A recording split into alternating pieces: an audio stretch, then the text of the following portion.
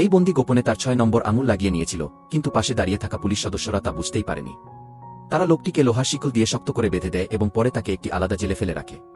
পুলিশেরা তার মুখ বেল্ট দিয়ে আটকে দেয়।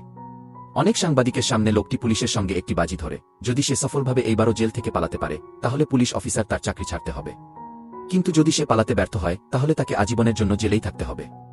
পুলিশ অফিসার আত্মবিশ্বাসের সঙ্গে সবাইকে জেলের বাইরে নিয়ে যান, কিন্তু ঠিক তখনই লোকটি তার লুকানো 6ষ্ঠ আঙুল বের করে নেয়।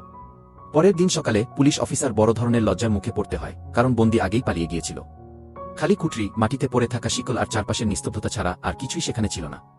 সাংবাদিকরা সঙ্গে সঙ্গে এই ঘটনা রিপোর্ট করে এবং লোকটিও কাউকে নিরাশ করেনি। পরের দিন সে নিজেই পুলিশ স্টেশনে এসে পুলিশ অফিসারের কাছে বাজির শর্ত পূরণের দাবি জানায়।